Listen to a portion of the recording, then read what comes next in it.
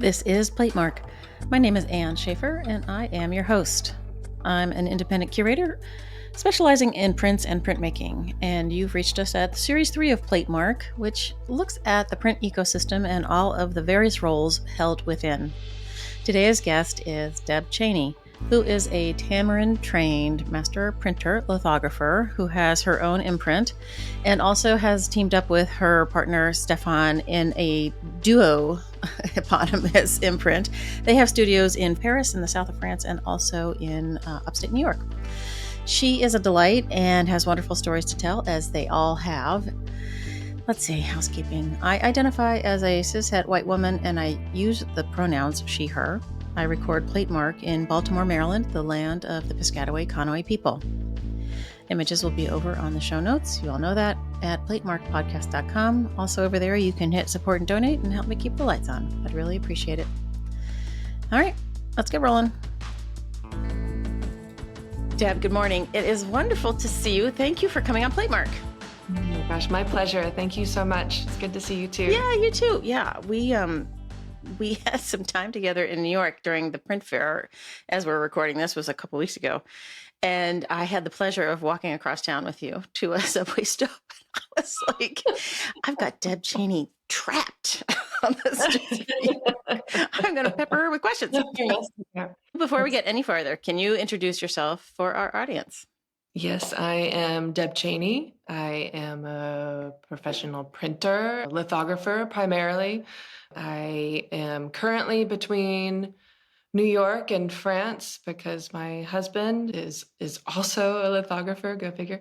And now we live both between France. We have studios there and then a future studio in upstate New York. Oh, so we'll be collaborating and working together. Yeah. So let's go back. You grew up where, and when did you figure out prints were your thing? Oh man, I grew up in Memphis, Tennessee. so you might hear my little Southern drawl come out every once in a while. And then was always interested in drawing. I was always drawing in school and art classes in high school, and eventually transferred to the University of Tennessee in Knoxville.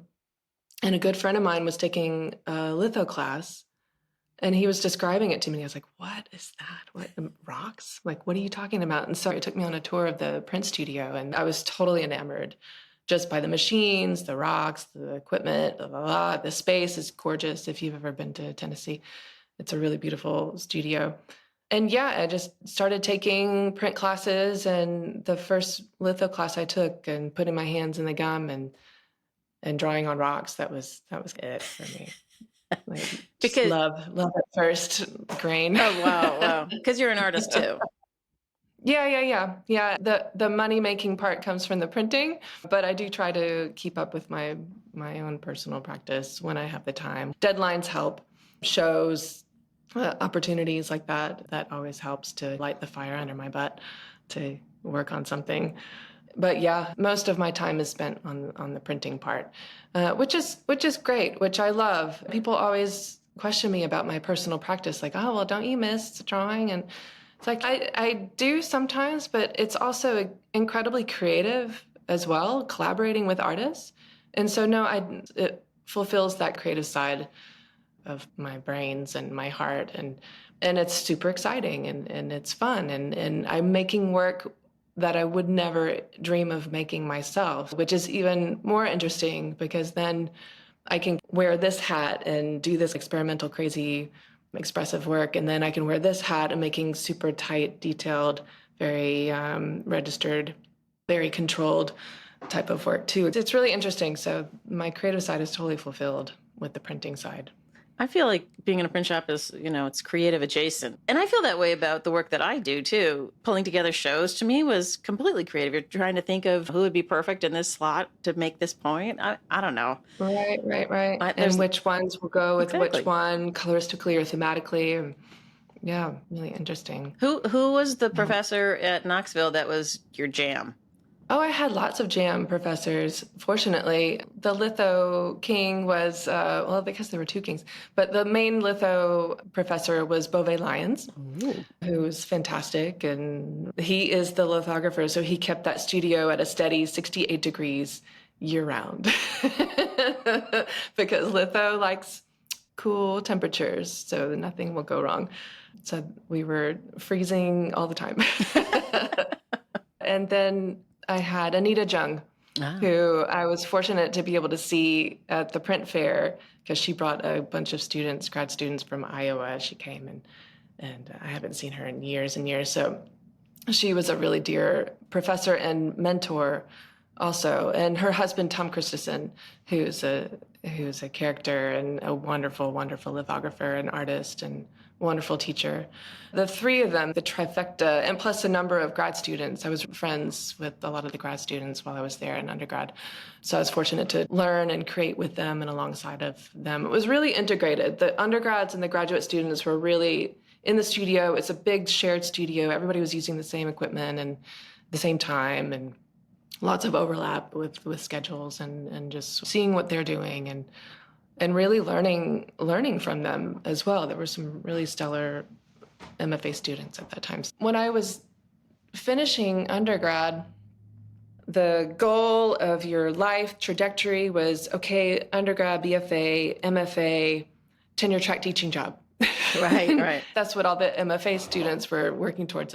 And that kind of just wasn't really, I just wasn't ready. I wasn't really feeling it. I didn't know where I wanted to go. One thing was Anita Jung told me, if you're not ready, don't go. Totally perfectly fine just to take a break between undergrad and graduate school. So it opened my eyes and broadened my horizons about what a future could bring and just have that pressure taken off. And then also Beauvais was showing Tamarind prints because he studied under Wayne Kimball. And so he told us about this place called Tamarind. And at Tamarind, you can print for artists, you learn how to be a printer, la, la, la. And then here's these fabulous prints, voila. And we were like, whoa, wow, okay, what's this thing called a printer? And, oh, that's interesting. And then they also had a really great visiting artist program where we had at least one or two visiting artists come per year or sometimes per semester. And all the students, anybody could be involved if they wanted to. So whether it's tearing paper, mixing inks, or even printing. So a lot of times I was on the press printing, litho, relief, whatever, silk screening motor oil with John Rousseau, or printing a linoleum block for Eric Avery. Phyllis McGibbon was one of the visiting artists too. It was really eye-opening to realize that I really enjoyed that part of the production and the printing and the technical side of it. And also just learning about different styles of creating. So you had Carmen Colangelo, who was like, yeah, let's just see how it goes. And then we'll see, I'll make a decision afterwards. And then there's Phyllis McGibbon, who's like, okay, we're going to do this, and then we're going to do this. And I have this fabric that we're going to collate. And it was very exacting. And then this whole interactive side of creating with Eric Avery, being a doctor, like a real practicing doctor, alongside of his art practice. So it was really interesting to see that integration of professional career as a doctor, combining that with an artistic practice. So I learned a lot in undergrad and kind of felt like grad school was always going to be there, and I could go when I needed to, or when I felt that I was ready and when I wanted to. So I never went.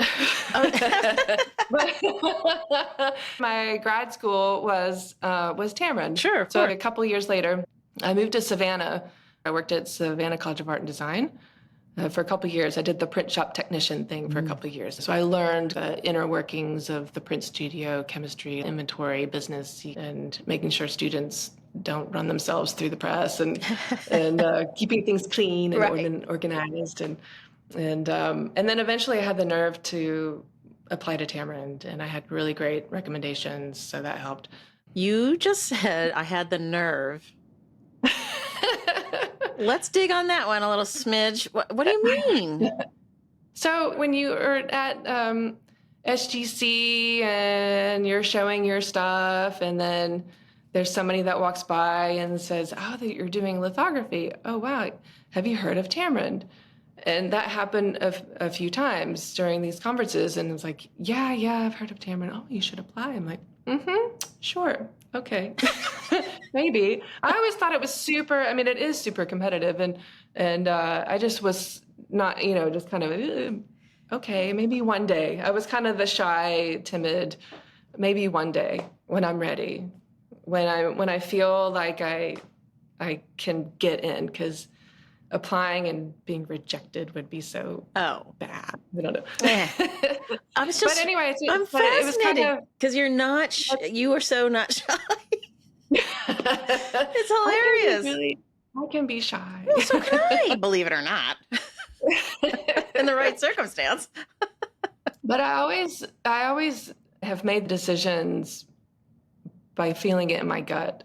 And when opportunities arise and doors open, that's when I go through them. And at this point, the doors were I could see through the blinds, but I wasn't pulling up the blind. I wasn't going through the window, or through the door more appropriately. But at the point where I was in Savannah, I had already had good experience under my belt. We were printing, and I was assisting printing projects there, and I was already learning about the studio and how to maintain studio press, and just got more experience. And then we had a visiting artist, Jeff Sipple, come, who just happened to be the former educational director of Tamarind. And my boss, my colleague, and dear friend, Rich Gear, he said, "Jeff, this is Deb Chaney. She's awesome. She wants to go to Tamarind." And Jeff is like, "Okay, we're going to make that happen. And I'll write you a letter." I'm like, "Oh, well, okay, cool." So I got a letter from Jeff Sipple, and I had letters from my professors, of course, but that was a big one that convinced me, okay, maybe now that's when the doors are opening. So, okay, now I'm ready to apply. I need to apply. I can't just let this opportunity go. That was my sign of, oh my gosh, now's the time to apply to Tamarind. And then I got in, which was fantastic. Right, of course. I mean, it's like you're such an act of faith in the end, waiting for the right thing to happen. Like I feel like maybe I'm a bull in a china shop or something. Let me in there. I'm going to make this work if it kills me. We all have to admit to our own privilege and luck in getting to the places that we've gotten to, but not to diminish how hard any of us work. But right. Yeah, I think clearly you were meant to go there. But before you talk about your experience there, I don't know that we've talked about Tamarind particularly. Just to tell them what the program is about. So Tamarind is a professional printing training institute specifically for lithography. That's why it was founded back in 1960 by June Wayne, with the sole purpose and goal to train master printers to become professional lithographers in the United States specifically, because at that point, lithography, there's this whole ebb and flow of which medium is having more popularity. And lithography being super highly technical and it's chemistry, it's difficult. And it's difficult for people to really master because so many variables are involved and lots of problem solving and troubleshooting. And so the technique of it is very easily lost when the information and the technique is not transmitted.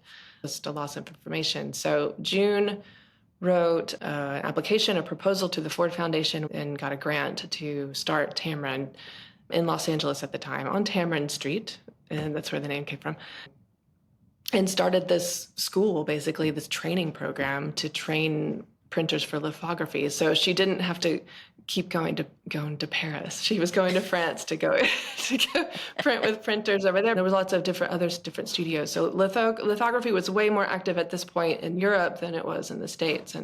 And so there was a group of badass women who were learning more and more about recently, June Wayne, Tatiana Grossman, and Margaret Lohengrund, who were finally having the privilege to learn about with the exhibition at Print Center. This was this trifecta of badass ladies truly trying to make a resurgence of contemporary lithography practices in the 1950s and 60s. So Margaret Lohengrin started before these other two women and had a major, major influence on the two, June and Tatiana. So that's a little bit of an expanded definition of what the question was. But basically, Tamarind, it's eat, breathe, litho, sleep. You don't really sleep, but you're really just working in a small group of students. They accept 8 students per year.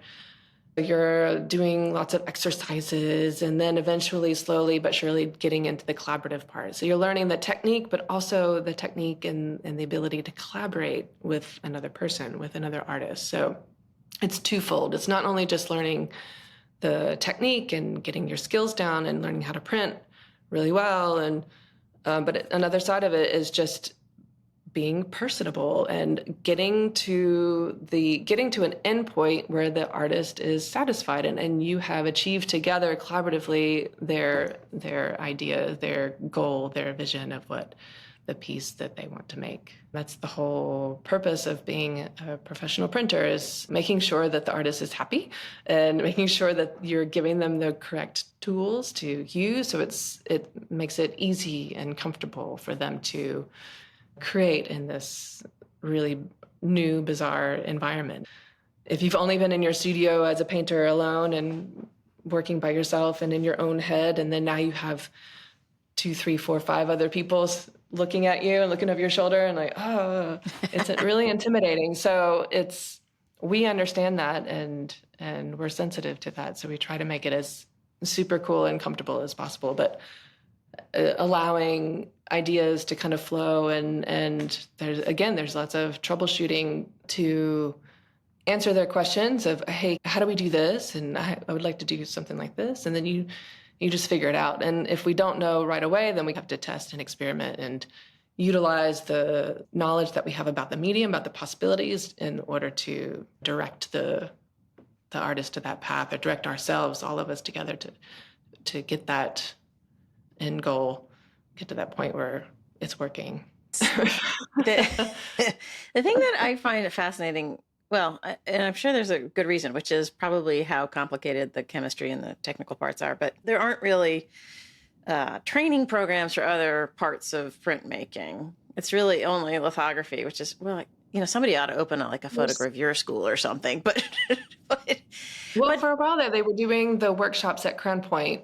Crown Point Press was doing etching workshops or photogravure workshops as well. So you could do but it wasn't like a 2-year-long program. It was just, I don't know, I think it was 3 months, or maybe I'm making that up, but I know it was a lot shorter. I think it was during the summer or something like that. Right. But it's the only school training program that exists in the world. So they get applicants from all over the world, which is also really interesting and challenging linguistically. I can't imagine coming from another country where English is your second or your third language and sitting through all these demonstrations. But luckily, even if you don't know the language all that much, you can still understand, because it's the universal language of just making and creating. There's a similarity, so you can already kind of grasp and understand that language at least. You may not understand completely all the words that are coming into your brain, but you can visually see, okay, yeah. Now learning French, or I have learned French. It's still not perfect at all, but but you're married to a Frenchman, right? Well, he speaks great English. I bet. My French, however, was pretty non-existent. It was based on my high school level French from 25, 30 years ago. 25 years ago now. Whoa. And so basically non-existent. Tamarind is, you do the 1 year, right? And then you have to somehow win your spot for the second year, and they only take 2 people, retain 2 people, right? Yeah, sometimes one, 2. How do they decide that? The budget. Yeah, it depends on the budget, and it depends on the schedule, what's coming up. Sometimes they can only accept one person, and sometimes there's really only one person that stands out in the group, and that's the most competitive and the most annoying part about it, is that you are accepted with 8 students. My class was super small. We started out with 6. I was there in 2003, so still pretty soon after 9/11. And the government was still being really strict about visas and international students coming into the country to study. They were really still very discerning and skeptical of, these foreigners coming in. But so we only had 6. There were 2 other people. One, I can't remember where they're from, but they were international, so they didn't get their visas in time or something like that. So they weren't able to come. So we had 6, and then one person dropped out after, I don't know, 2 weeks. And it's a whole nother story, but she, all of a sudden she was like, bye. Oh my God. Okay, bye. Holy crap. It was not related to Tamarind, but it was still very like, interesting. So then we were down to 5. And during the course of that first year, you are collaborating with each other. You're helping sponge for each other. And with 5, that means that you've got 2 teams of 2, and then one's kind of like, hello, help me. So we had to rotate and help each other.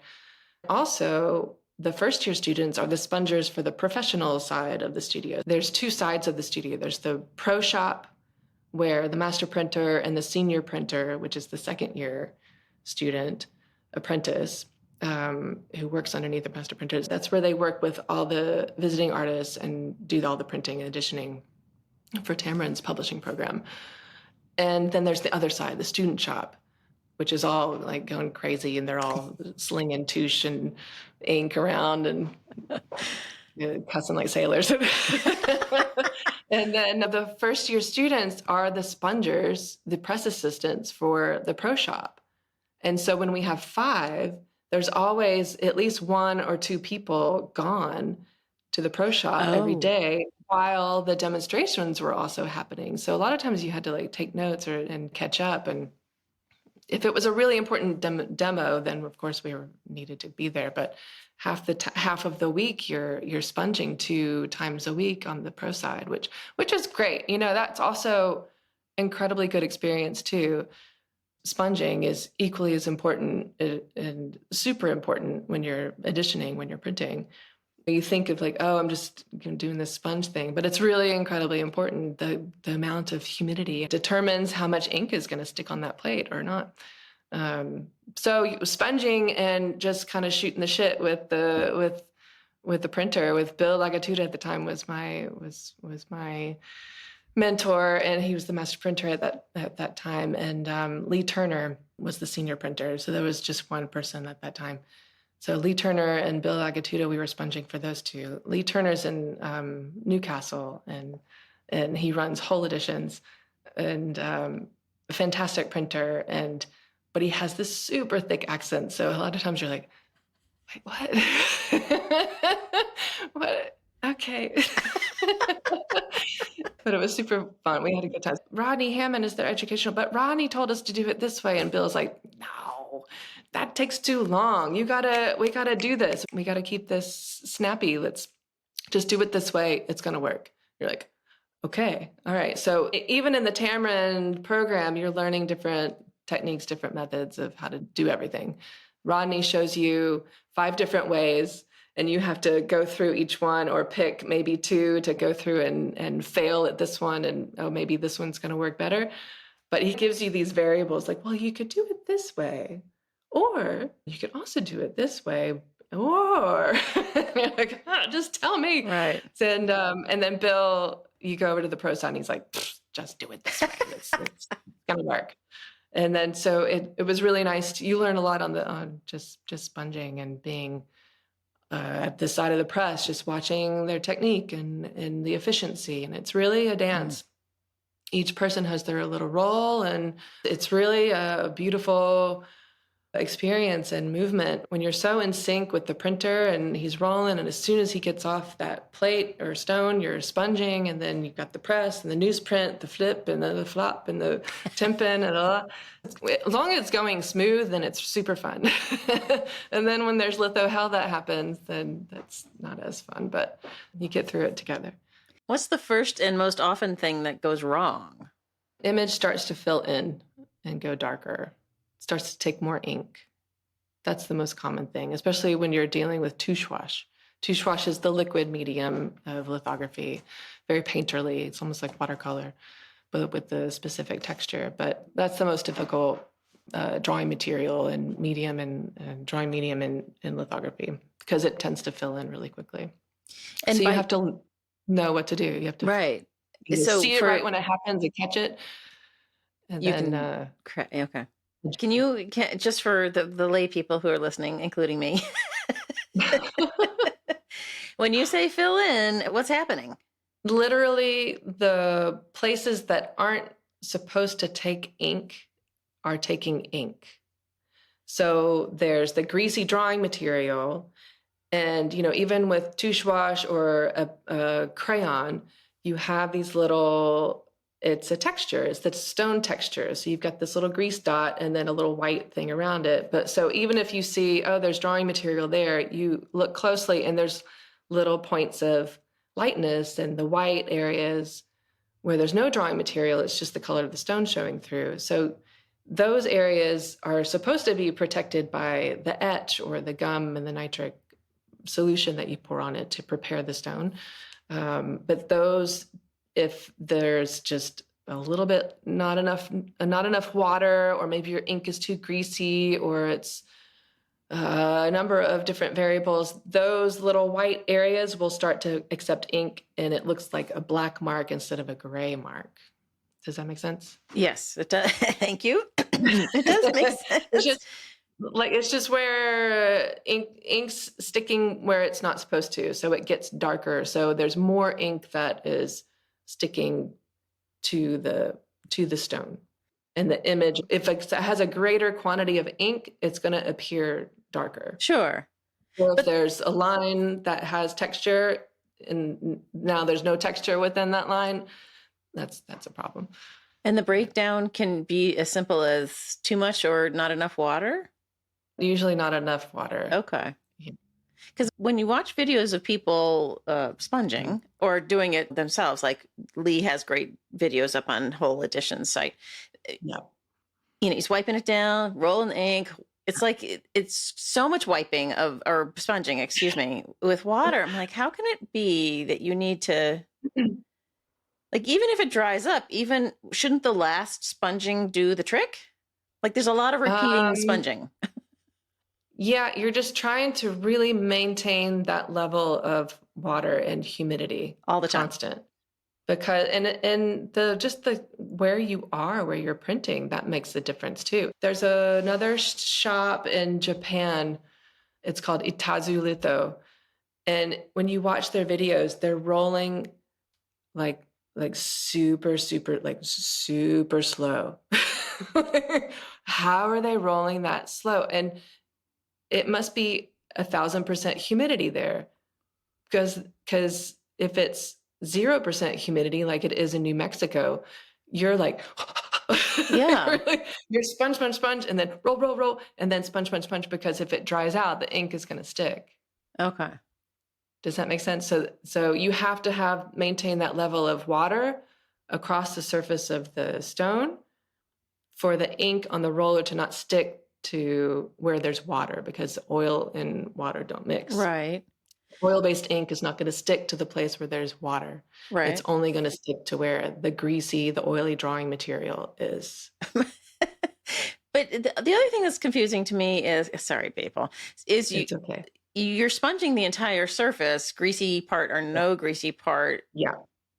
And it always amazes me that the greasy part isn't, spooging or something. And that's because you fixed it with some chemical something or something. It's the consistency and the texture of the ink. So litho ink is really tacky. Oh, it's okay. Super sticky and tacky. So it sticks to one thing, it sticks to the roller, and then it gets released and sticks to the drawing on the stone.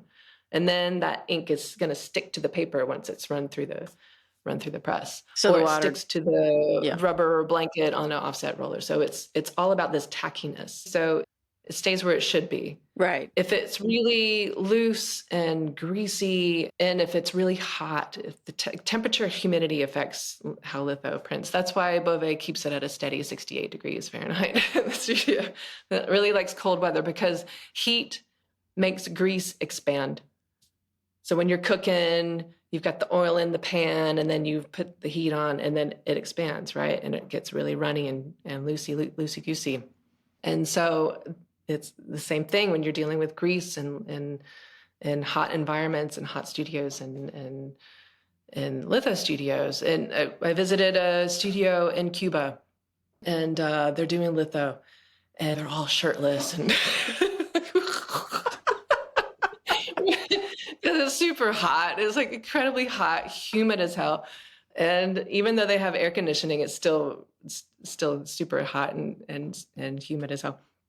And this guy is printing a touche wash, and he's rolling the ink out in the slab, and then he goes over the stone one time, and then that was it.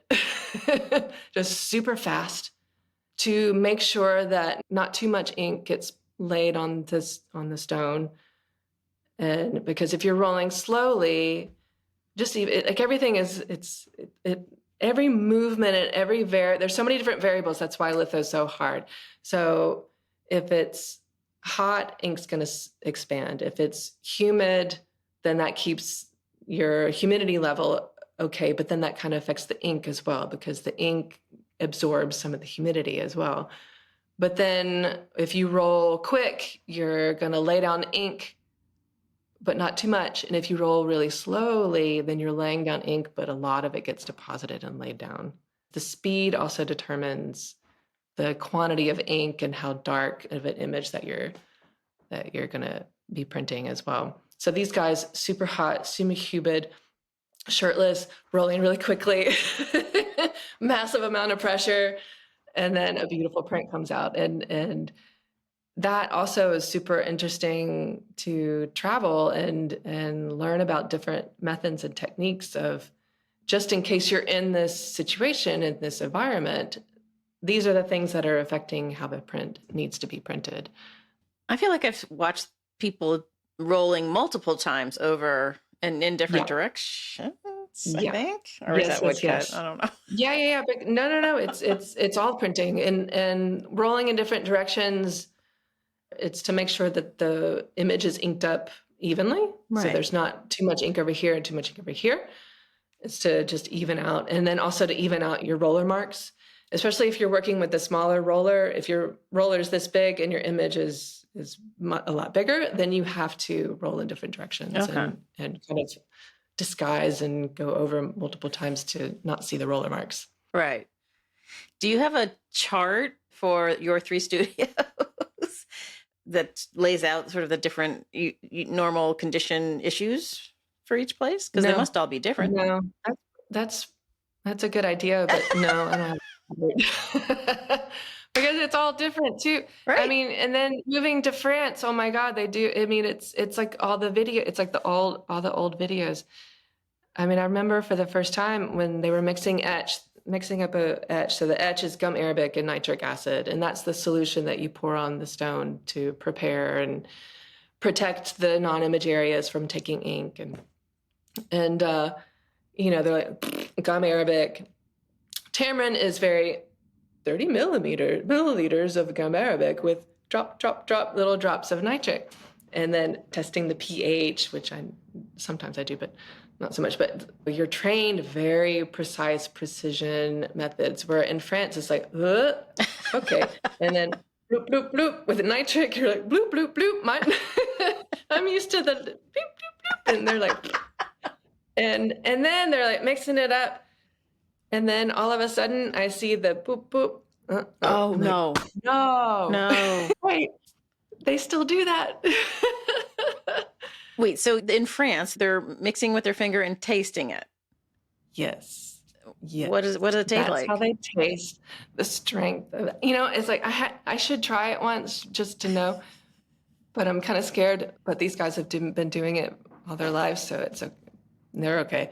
It's almost like what it's been described to me as, it's like a little effervescence or a little tingle, like a little tingling. If it's really strong, that doesn't sound good. Then that's a strong etch. And what they usually do is also just take a brush and paint it on the edge of the stone just to see the amount of effervescent foam. They're foamers. So Oh, there's a lot of acid, a lot of foam going on, or a little gentle foam. a little bit. But there's always some foam. Tamarind, there's no foam. But Hardly, unless you're really dealing with special circumstances. We didn't do the foam. but you're still getting the same image quality. So Yeah. Yeah, and and that's what I'm kind of learning. I'm trying to learn and adapt, and we're joining our forces of our techniques. I'm coming from it from super Tamarind-trained technical, which, I mean, that's for everybody. That's all that I've ever experienced too. Mexico, Argentina, I mean, of course, they're probably reading the Tamarind book and being trained by Tamarind printers. So everybody's doing it the same way. But in France, they just don't do it the same way. It's just different and requires a different kind of technique as well, oh, according to the press, where most other places are all hand inking, hand printing. Even if it's flatbed offset, it's just not the same as the big Varan flatbed presses, the big machine plat. yeah. So people probably don't know that. Well, maybe you do. Maybe I'm completely underestimating you guys. I'm sorry. But in Paris in 1910, there were what, 500 litho shops or something, 300 litho shops? Like it was I would enormous not be amount. surprised. Enormous amount. I wouldn't be surprised. And I'll yeah, have the to double press, check, but yeah. yeah, I wouldn't be surprised. I mean, even now there's what, 5, 6 litho presses, litho studios. I think at least 1, 2, 3, 4, 5. And most of them, except for a few, but most of them have these Voirin presses, Voirin, is Voirin, probably butchering it with my bad It's accent, okay. my French You're accent. allowed. But Voirin, it's called a machine plate grande vitesse, but it's a flatbed, high speed flatbed press. And it's a direct press. It's not offset. So the Oh, paper comes in direct contact with the plate. oh, And this press is from, the one in Paris is from 1905, I believe. And it still runs perfectly and beautifully. Almost perfectly, but it runs really well. It's just been this tradition of printing with these really high-speed presses and enormous edition sizes too. So if you see an edition size that's like 100, that's a small edition size for France, and smaller than 100 is really small, because we're able to print at this enormous speed and print 100 sheets in no time. huh. And that's also quite shocking as well, coming from me. Well, right. I visited EDEM when I was in Paris in, I think it was 2015, maybe. I think. And the library of stones along the wall was just, they printed all kinds of stuff. Yeah. Picasso's Yeah. and going back. I mean, it was just insane, but it That's just when drove it was home. Merlot Studio was Yeah. when they were printing. Right. But it just drove home this idea of what I have romantically come to think of print shops as these small sort of producers of things. That in Paris, it's not an office, but it's basically a factory. And it was a factory. I mean, the Merlot Studio, they were printing commercial prints. They were printing posters. They were printing kind of whatever came available. It's like, yeah, we're going to print it. And they had these teams of printers. Each press, you need 3 people to run the machine. And then when you have 3 or 4 or 5 of them, that's a big crew. And so they had to keep these printers busy and paid. So they just took whatever job that came. And so a lot of it was just commercial prints, Sure. posters, reproductions, or whatever. And then eventually the son, Fernand Morlot, he was the one that really started to develop relationships with Picasso, to really steer and bring in artists who were going to use the medium for fine art and really push the boundaries and the techniques of what a lithograph can be, what it can do, and how they can explore this medium and get the results that they want. Picasso was an incredible experimenter and really pushed the boundaries of what you can do on a stone. The printers that he was working with, they were tradesmen, and there's these great stories of Picasso. He would give the printers proofs at the end. Like, oh, here, thank you so much. It's this really good print. And the printer's like, all right, cool. Thanks, man. What am I going to do with this? And then there's a famous printer. God, I can't remember his name, but I'll have to ask Stéphane to retell the story. But the one printer who printed a lot of his work,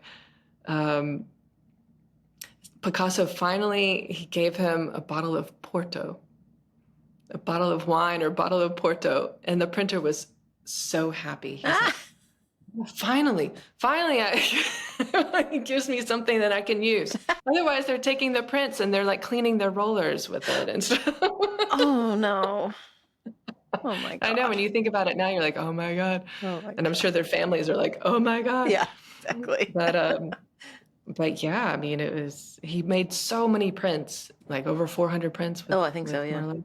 Yeah. Something like that. But really push the boundaries of what you can do on a stone. I have a question that I've wanted to ask and have always felt sheepish about asking, which has to do with the inks.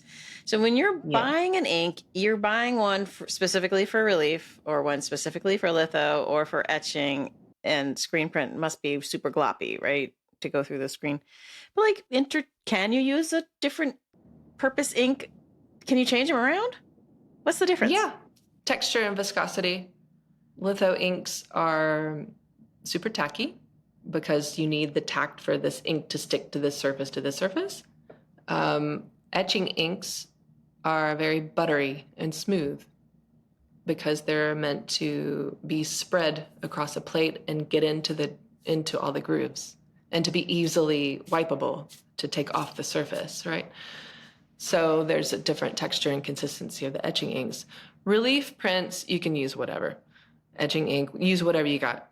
Etching ink, litho ink. I tend to use litho ink just because I like the tackiness, because you can get more detail and texture. And the color is far superior. The color in litho inks, they're the most highly pigmented materials because of the quantity of ink that you're laying down. It's so thin that you have to jam it full of pigment for it to retain the color that you want, that you need. Think of newspapers, magazines, all that's litho. And you think of the micro thin film of ink that's on that packaging of Barbie, and it needs to be super hyper pink, and there's no contamination, there's no oxidation very much happening too with litho. Is etching, you have to be really careful about the oxidation, the mixing of the metal of the plate. In the inks, there's metals in the inks that they oxidize and change the color often. That's why they steel face the plate, so that it minimizes the oxidation. That's why my head. I thought it was because that's one reason. Okay. Yeah, that's one reason. The other reason is so that your dry points and your aquatints don't break down, because steel. Right. Steel that's is what I was hard, thinking. but it also helps with the oxidation. Oh. So if you want to print white, you should probably steel face your plate so you don't get gray. Okay. Because the white is going to, or the yellow is going to turn green. Yeah, I've always heard about the yellow. Yeah. And but yeah, you can use litho inks for etching if you need to, if you don't have etching inks, or if you want a specific color that's only available in litho. You can just modify the ink a bit to be able to actually wipe it and not take 3 hours to wipe the plate because it's so sticky and tacky. So it's really the main difference is the amount of pigment and just the texture that you need for it to work with the materials that you're printing and the plates that you're printing. Silk screen, you can silk screen motor oil, you can silk screen chocolate, you can silk screen blood, you can kind of silk screen whatever, but you have to have the consistency for it to, and the mesh of the screen, and also you also have to take that in consideration too. for just the physicality of the materials being pushed through that mesh, through that screen. Huh. All right. How did you meet your beloved Stéphane? My beloved. So You've been married for 4 years? 4 years, a little over 4 years now. So Stéphane is a lithographer. He has been since his father told him to go get a job and, oh, they need help at this print studio washing rollers and graining stones. He should go and work because he was not in school and he needed a job. And so he started at age 19, I believe, working at Atelier des Joubert and doing just that. With no intention of going into the printing business? Like he just sort of backed into it? France is cool because they're kind of raised with culture.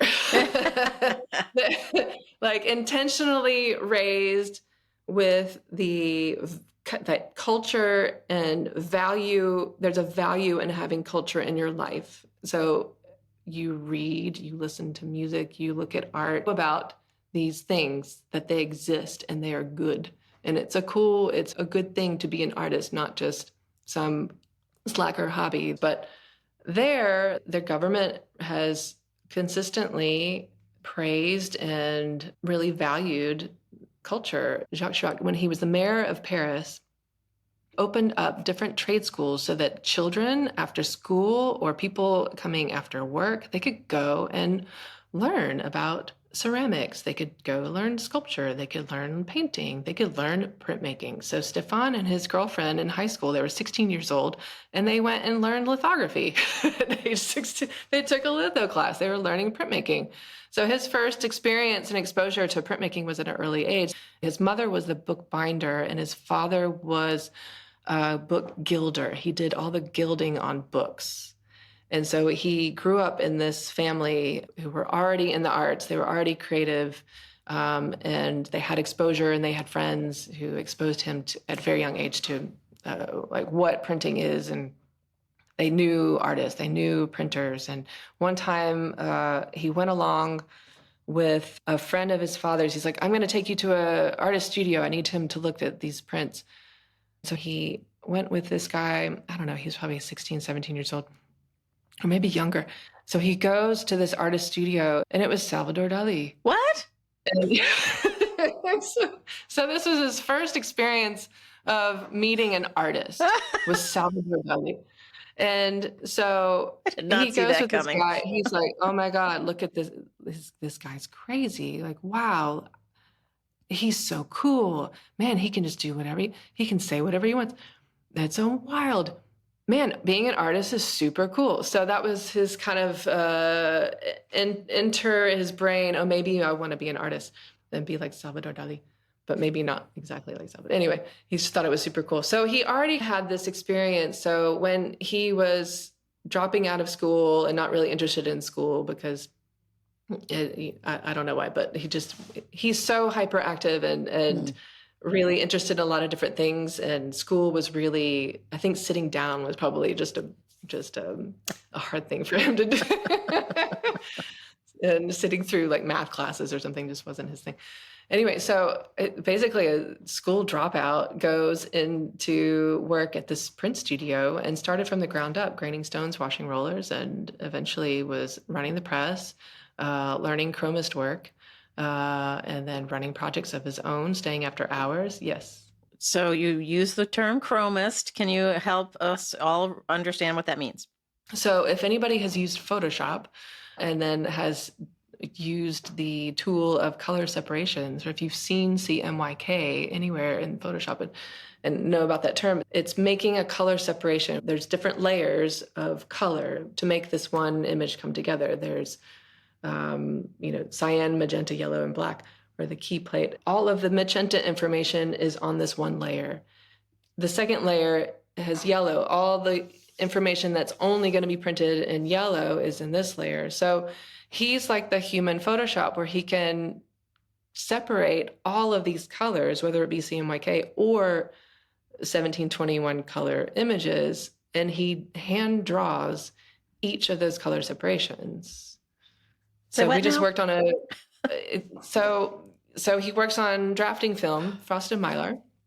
So there's traditional stones for lithography, but then there's photo plates, photolithography, which the photo plate is an aluminum plate coated with a light sensitive emulsion that's sensitive to light. So you use a film, positive or sometimes negative, but mostly nowadays it's positive to expose and put an image onto a printing plate so that that image can be printed. So rather than hand drawing directly on a stone, you can hand draw onto a piece of frosted mylar, or you can use a photographic film that's been digitally printed.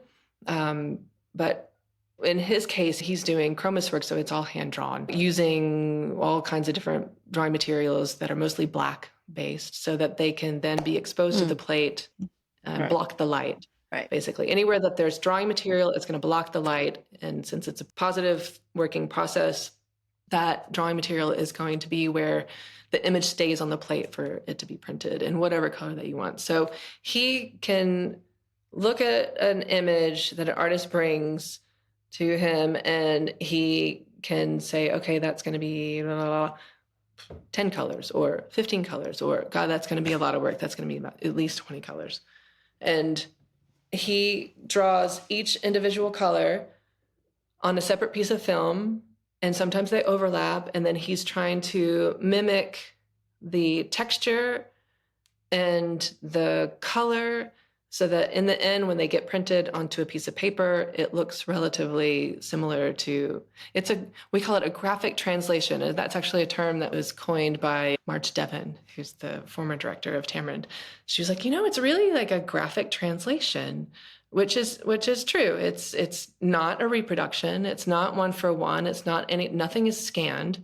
It's literally a hand-drawn piece of work. Being a chromist, and there's a huge history of chromists in France that don't really, it's not the same as it is here. So why wouldn't you use Photoshop? Because it just wouldn't be the same. It's a different result. Or it would be too much of the same. Okay. If it's a digital, then you're going into digital reproduction, right. Basically. Well, yes. But I'll forgive the color separation. I'm so surprised that there's still people who specialize in that. It's incredible. Yeah. There's not, a lot of people are retired or dead. Well, right. Like, I'm sure that Stéphane learned some of this, but you have to have a particular sort of brain that can do that. I don't even know what that magic is. Jesus. Yeah. Jesus. Oh, my head. All right. So he's a little older than you, I think, right? He's a little older than me, yeah.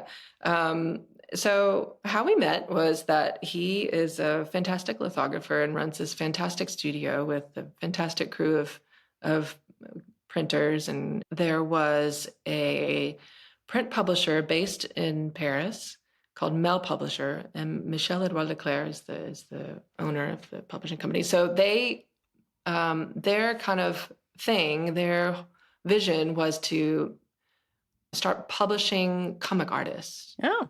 And so that was their vision. Michel-Edouard Leclerc, he's a really big collector of comics and graphic. Oh, it's so much better in French. Bande dessinée. Comics. Because in English, it's like, what is it? Comics, cartoons, bande dessinée. So he is a huge collector of comic artists, collecting all the original drawings and stuff like that. But so then they got into the idea of producing prints and being a publisher and inviting all of these amazing graphic artists and graphic novelists and cartoonists to come and work with printers in Paris to produce editions of prints. So, they had 3 or 4 studios busy working with all these artists to produce this inventory of published prints. So one artist that they invited was New York artist Art Spiegelman. And Art Spiegelman came and worked with Stéphane and the crew over Christmas time because he was in town for Christmas because his wife is French. And I think at the time the children were probably living there. And so he went and they worked over Christmas holidays and they had no problem with that because it was Art Spiegelman. Like, oh my God, Everybody was super excited. So he had a great experience, a great time. He's done lithography before, but it had been a long time since he's drawn on a stone. And so he was super excited about drawing on a stone again and had a really good experience. So he comes back to New York and he's like, yeah, sure, I'd like to make more of these, but surely there's got to be a lithography studio in New York City. And so the publisher was like, well, let's look. Yeah, that sounds great. We'll try to find one. And so they contacted Maurice over at Derrière l'Etoile. And Maurice was like, I don't use stones. Contact Deb Chaney. And so thank you, Maurice, for pointing the publisher my way. And then Art happened to know the parents of my studio mate, Anna Hoberman. Her parents, they were having dinner together one time, and he was talking about, I'm looking for a lithographer who works on stones. And her parents were like, Anna, our daughter, she is a lithographer, and she shares a studio with a lithographer, the Tamarind-trained. Blah, blah. He's like, oh, well, great. And so probably the same day, Anna gets a call from Art, and then I get an email from the publisher saying, oh, would you like to work on this project? And of course we said, absolutely, yes. And so when the project was done, they wanted the prints to be shipped unsigned because Art was going to be going and doing a performance in Paris. So he was going there, and they wanted to have him sign the prints there. It was going to be cheaper to send the editions. So there was 2 editions. And then Art was saying, oh, you should go. You haven't been to Paris before. You should come. It'd be great. And I was like, yeah, I want to come. I want to come to your event. Cool. Yeah, of course. So he's like, well, just ask them. I'm sure they'd pay your way. And so I asked them, and I was like, I'd be really happy to just bring the editions with me on the plane. And they said, oh, great. That sounds great. So that's what I did. I schlepped the editions with me on the plane and delivered them to the publisher, and went to the event and was with Art. We signed the prints all together, and it was great. And while I was at the publisher's office, he says, oh, you want to go down the street and go visit Stéphane Guilbaud's studio? That's the other printer that Art worked with. And I was like, yeah, sure, of course. And it was 10 minutes walking or 15 minutes walking. It was super close by. And so we go there. And that was the first time that I had met Stéphane. And studio was super beautiful, charming. The press is extremely impressive. And they were working on the giant stone with another artist, Ernest Pignon-Ernest. And I was just so enamored by the whole experience, and lunch, and the lunches are super little famous. wine. And wine. Lunch. But it was also, there were a bunch of women there, which also was really impressive too. So it was Stéphane, and then the artist, and then there were, I don't know, 2, 3 other women in the studio. I was like, ooh, that's new. That's unusual in France. Interesting. Cool. Yeah, that's not what I expected. So getting to know them, and then one of the girls, she's like, well, I'm working at another studio tomorrow or the next week or something like that. So she invited me to come and visit another studio, another litho studio, which I went, and again, all women. The lead printer was a badass woman, and wow. in acid and working on the stones and working with this artist. And then this girl was working on the press, and then they had an intern, another young woman. So it was really impressive to me thinking about, and it's also always impressive. I mean, as a woman, you're always used to going into litho studios primarily, but a lot of print studios are very male dominant, very, very much male. So coming into these Parisian print studios and seeing all these women around, it's like, oh, okay, this gives me hope. Also ties into Margaret Lohengren's experience of being that female printer, and June and Tatiana, but mostly Margaret was really the one also printing and doing the work and doing her own work, and not being able and fit to be able to do such a hard, laborious job. But Judith Salatkin, who's another one of my sheroes, she always says, I would just say, use this muscle. It's better to use this muscle than this muscle. I mean, why are you lifting the stones like that? You use the machine. Deb's pointing to her brain. But if you think about, part of the point of Christina and Lauren's show about Margaret Lohengren, which is still on view as we're recording this at the Print Center, New York, and who were just on the pod, they were all coming out of the Hater Atelier 17 talk about macho thing. But then there's these 3 women that bring printmaking in the United States into a whole new realm. And it's women, which is really fascinating because it is such a macho kind of a part of the art world. Well, I guess the whole art world is macho, but I mean, it's really fascinating. So yeah, go Deb. Yeah, in the New York community of printmaking and printers, I mean, there's a number of really amazing, badass females in every medium, litho, etching, whatever, which I'm super psyched about. I'm super proud to kind of know these people. They're mentors and colleagues, and I feel super lucky to be around them and be friends with them, absorb their knowledge and expertise and share the same experiences and insecurities. I feel super lucky to be in this New York community. In Paris as well, we're all friends. We hang out. We have drinks together. We have meals together. We invite each other over it, and it's super cool and collegial. And in New York, it's the same way. It's really a good. You would think that it would be such a cutthroat competition between everybody, but it's not that at all. What's the saying? Like, all the ships will rise. It shouldn't be a competition, and you should help and support each other. Wait, so okay, so you still haven't said, like, yes, now you've met Stéphane. Oh yeah, and then we met Stéphane, and then that was the first time I met Stéphane. And was that in like 2015-ish, somewhere in there? It was 2018. Oh my God.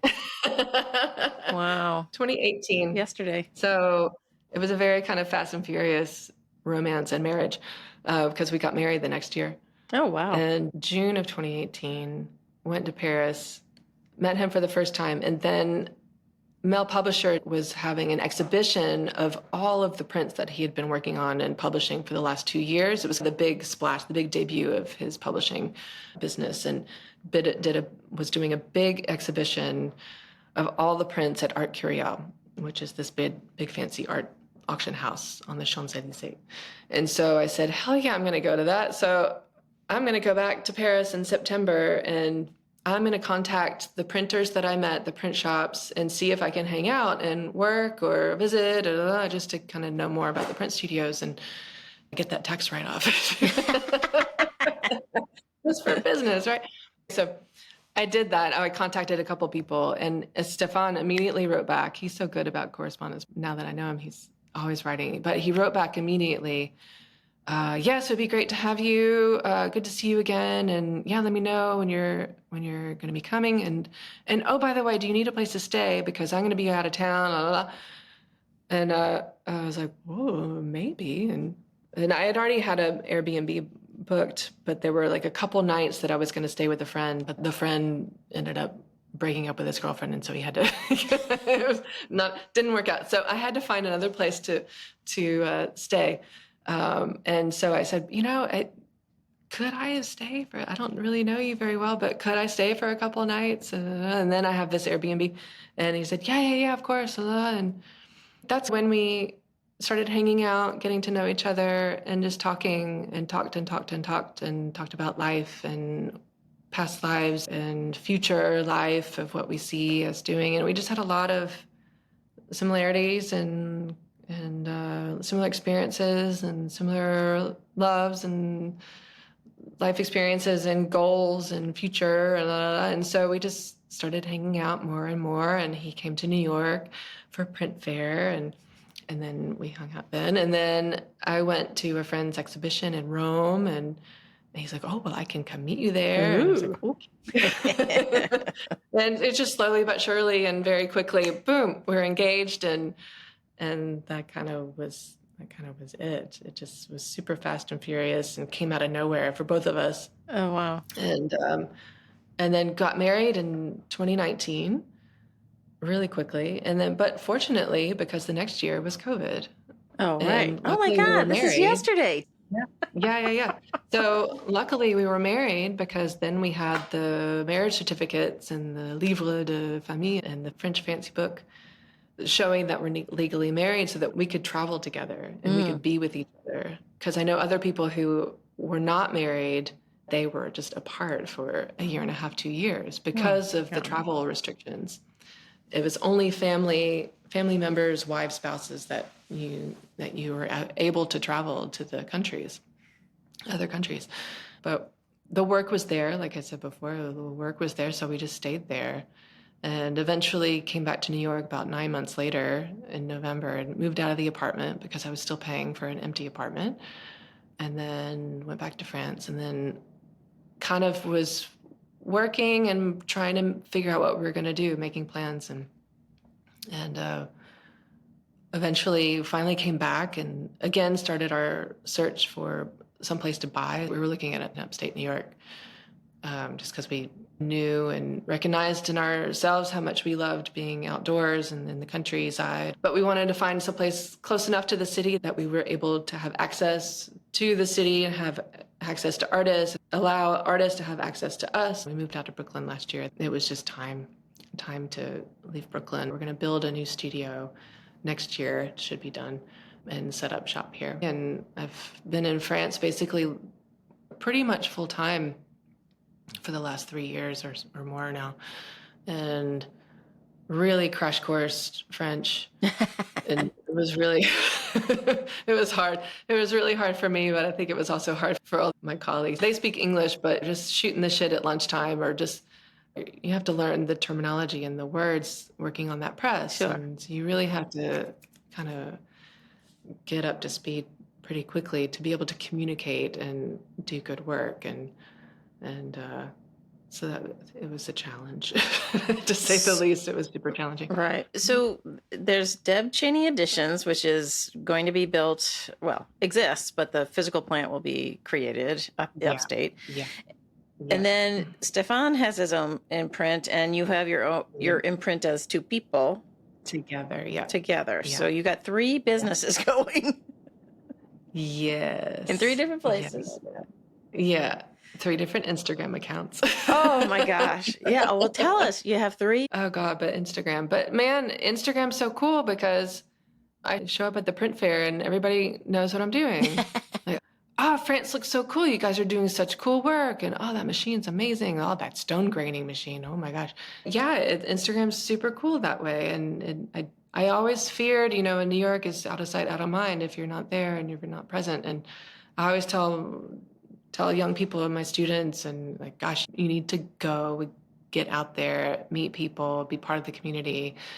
Otherwise, like, you're not going to get anywhere. It's your community that's going to help you, lift you up, and attend those things. It's really important, and it just goes to show. I mean, if you do the work, if you hustle, and you are part of the community, it's going to work. Whenever I talk to people who are publishing, do you do contract and publishing? Yeah. Okay. I think everybody does contract. I think you're right. Unless you're publishing the super big top names, but I think even those people are still doing contract work. But contract work that's money in the pocket and not future money that may or may not enter your pocket for a long time. But yeah, we do both. If I am a young artist, how does one approach you and Stéphane to have you publish them? Are you organic? I find you through my own method, or do you welcome people contacting you? Yeah, of course, we welcome people to contact us. I think, as with most publishers, we like to discover people and invite them ourselves. So it's a little bit more of the invitational type of thing. But of course, I mean, I don't want to discourage anybody from getting out there and contacting. I know it's intimidating, but you just should do it, just because you never know. Most of the people that we have published is people that we already have known, who their work is, or that we have discovered ourselves, or it just really happens organically in a way. One artist, Ethan Murrow, who lives in Boston, we saw his work in an art fair in Paris, Drawing Now. His gallery was showing there. And we both saw the work. We're like, oh my God, that would be an amazing lithograph. Oh, wow, look at that drawing. And I looked at the name and I was like, oh, I know that guy. Yeah. really know him, but he worked at Tamarind. And so I got in touch with him and he said, oh my God, yeah, I would love to come. If I'm going to be there, I would absolutely love to come and draw on a stone. And so that's how that happened.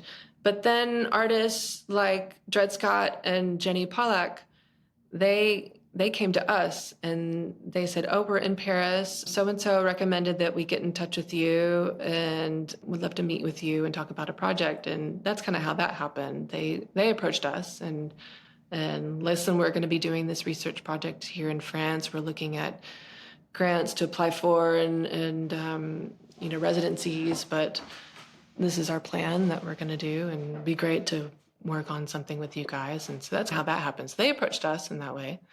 And I had never met them before. Of course, I knew who Dred was for sure. Wasn't very familiar with his wife Jenny, but it was super fun collaboration that we had, and That's it was cool. great. So it was great to have American artists coming to Yeah. France too, so I could speak English. Yeah. And it was being on my turf too, just working collaboratively with artists who like I'm taking the lead of the collaboration just because language. Sure. That's all it is. Huh. But What piece of advice do you have for young people trying to break into the publishing business? breaking into the publishing business or the printing or business or any branch. any business. Follow your heart. Go through those open doors. Be open to opening those doors, going through those open doors. Don't be afraid and follow your gut, follow your heart. Meet people. Don't just be in a hole. And if that's what you want to do, if you want to be a printer, if you want to be a publisher, you kind of have to meet people and be part of the community. You have to talk to people. You have to go to those things, go to the events, go to the openings, go to the art fair, go to the print fair and conferences. I mean, when I started, I was going to the printmaking conference, SGC, and I was going every year for a long, long time. And that was great. And that kept me in the community. It was more of the academic side of the community of printmaking. But still, it was really good and important for me to be in that side of things too. And I don't know why there's such a divide between the printmaker and the printer. There was always this kind of chasm between, oh, you don't print your own work. Oh, that's weird. Or, oh, you print for other artists. Oh, that's funny. Oh, interesting. And, Huh. oh, you're not making your own work. What? That's what? Yeah, exactly. And it's like we're all doing the same thing. It's the ecosystem that you keep harping on. It's part of that ecosystem is the prints that the master printers, the professional printers, the collaborative printers make with the artists who are making the prints with the printers. They're the ones that are innovating because that's their job and that's what they're good at, is to know the medium so well that you're able to make that jump and are able to make those leaps and bounds technically and innovatively to then reverberate back into the art world as a whole, which here comes the curators, here comes the art historians, the print historians, print collections, the museum people, and then that trickles down to the students who are learning about these things too. And it's all intertwined, and every part is intrinsic into every facet of the print world. It's all for the common good. So just don't be judgy. Yeah.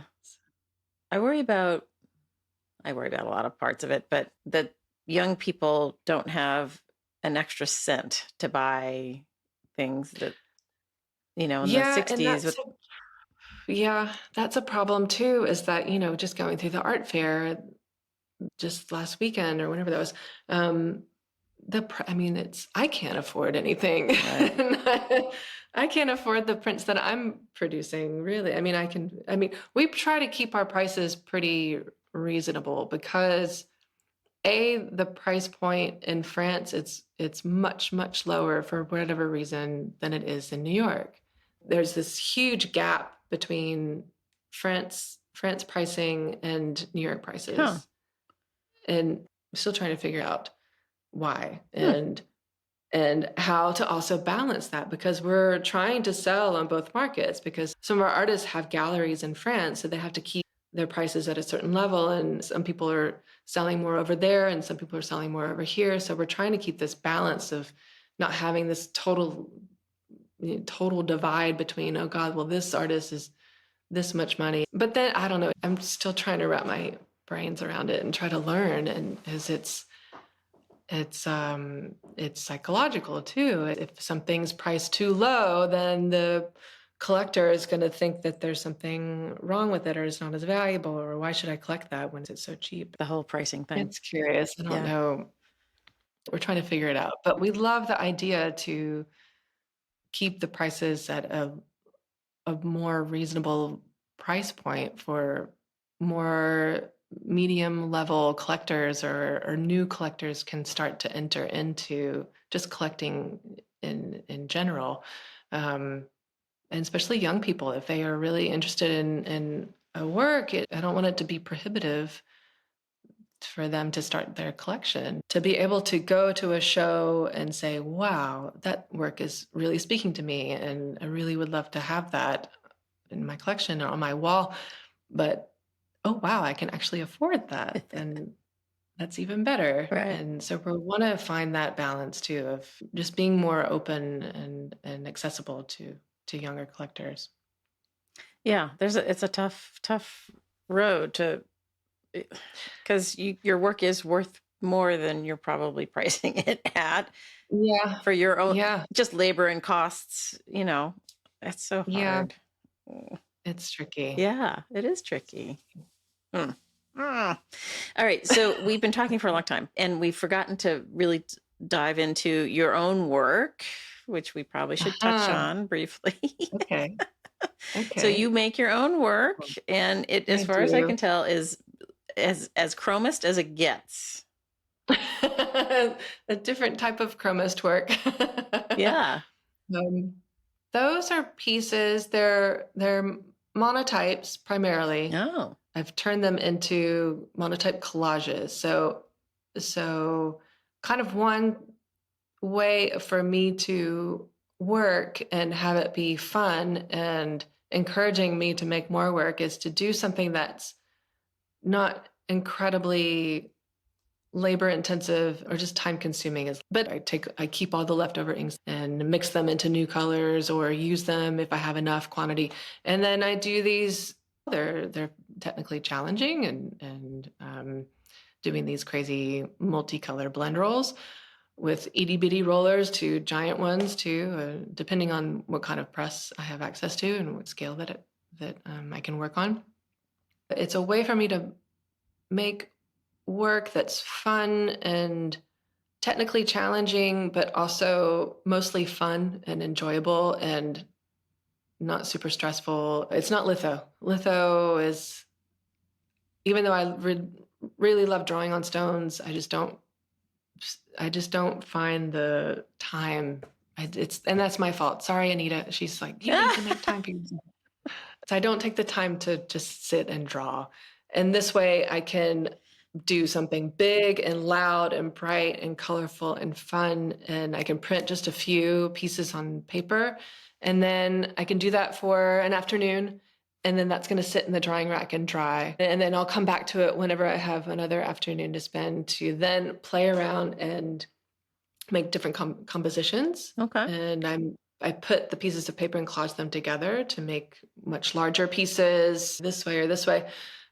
So if I have access to a really small baby press, then I can only print this big, but then I can make bigger pieces just by collaging them together. And those pieces, I really kind of choose the colors based on my travels. I've traveled to Mexico a lot. When you travel to places like that, Latin America and places in Asia, the first thing that you really are captivated by is the amount of color everywhere. You've got neon green in a house next to a purple and pink house, and next to a blue house, and flags and banners and all kinds of decorative things all over the place. It's just super colorful and lively, and that's what I love about that culture too. Is it's so much joy, and it's just exploding everywhere that you look and see. And so that for me, it's a way for me to channel my travels and my experiences of what I see and how I feel and the experience of those, and to channel that experience through my color palette and to recreate those feelings of those experiences, but also just being visually captivating and spatially. There's lots of interesting spatial relationships and the way the colors interact with each other. And it's all litho ink, super colorful, very highly pigmented, and and I call them my little jewels. They're nice and colorful and vibrating and sparkly and fun and enjoyable to make. Sure. Yeah. I think the color work, I like your use of the word joy, because there is nothing like a lot of color to bring your mood up. It's a very human response to it, and like just being confronted with. I mean, I think that's great. Nothing, ain't nothing wrong with Yeah, that. and yeah, I look forward to making more and just having the time to push it further too. That's what I'm missing. I have ideas that I just haven't been able to have the time to really pursue and make them wall scale, or making more experimental collages and things like that. So yeah. Very So cool.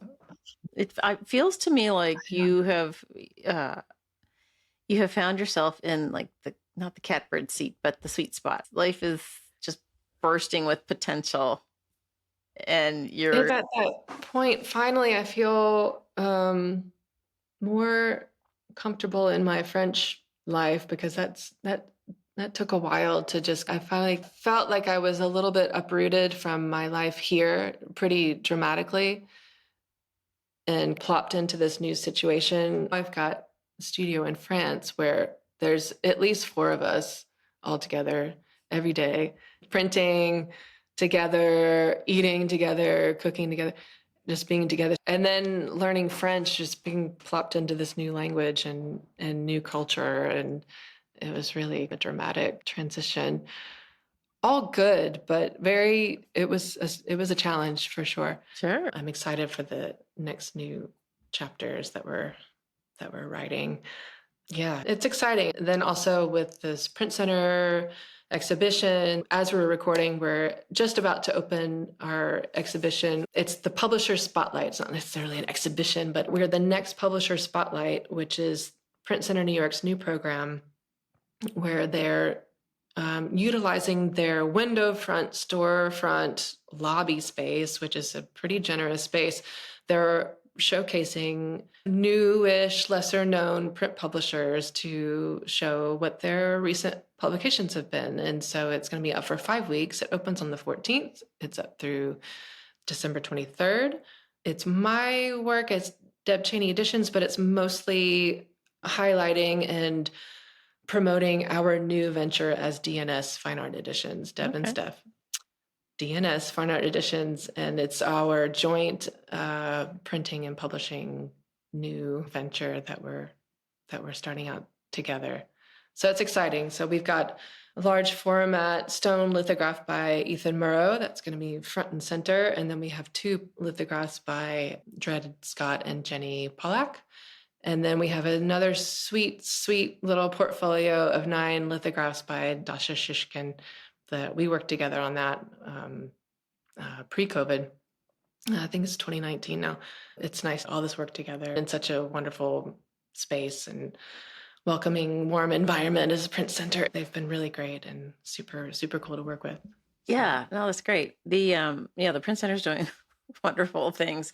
Yeah, they have a crazy awesome team. They are super nice, helpful, motivated, really great ideas, and very energetic. All of them are just uh, super, super people to work with. And it's exciting to see what they're doing with that new, beautiful space, too. Yeah, for Exciting. sure. For sure. Mm. All right. So maybe we should sign off because we've been talking for almost 2 hours. Oh my gosh. Yeah, Wow. I know. It happens. Cool. All right. Well, Deb, thank you for coming on Platemark. It's been really great talking to Yeah. you.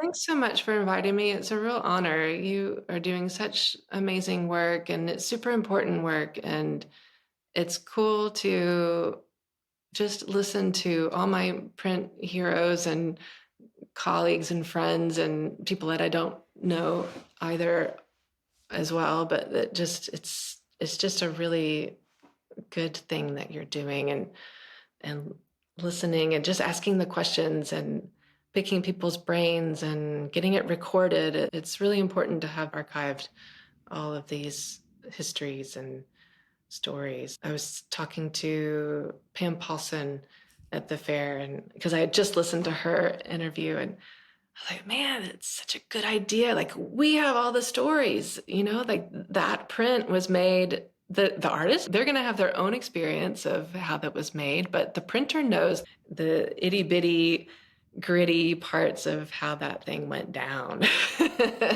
And they have all the insights and the stories. And so it's always interesting to hear those backstories. But thank you so much for inviting me and inviting all these other amazing people too. It's been super fun. Yeah. Oh, thank you. My goal was to hit all parts of the ecosystem, and I just keep circling back to the printers. Because you have this, you're right at the nexus of the whole thing, nothing happens without you guys. And it's great when you see exhibitions and museums or galleries that have the name of the printed is published by, printed by. I think Print Center is really the only one in New York, aside from maybe sometimes at MoMA they'll have the printer's name. It's just a little chance for our names to kind of be up on the tag. But if we weren't okay with that, then we shouldn't be printers. That's part of our job. We are behind the scenes. We are trying to make the work as good as possible for the artist to be happy. It's just all about the work, and it's the artist's work in the end. We're just the technicians to help it become a reality. Right. Yeah, I've said this before, but when you're a museum, well, at least in Baltimore, we were only allowed to put the publishers in if it was a print-centric show. So if things were just kind of randomly in and out of, spaces, it was thought to be too much information for the audience to take in and understand what those roles really were. So unless it was a show about that part, we just didn't do it. All right. Well, let's sign off. And thank you so much again.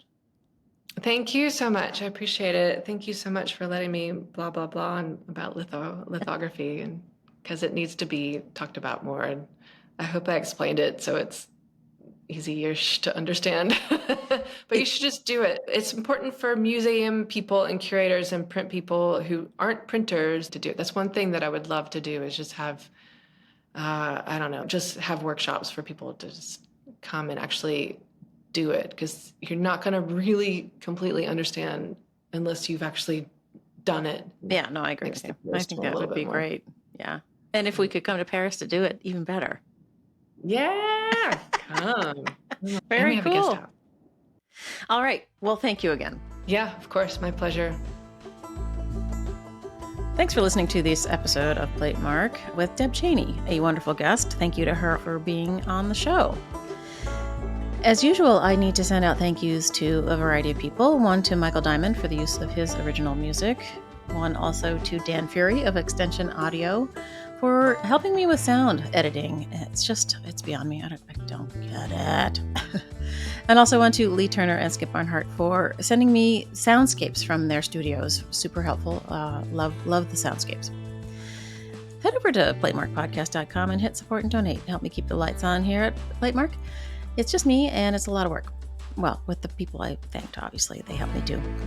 Anyway, do it. All right. We'll see you next time.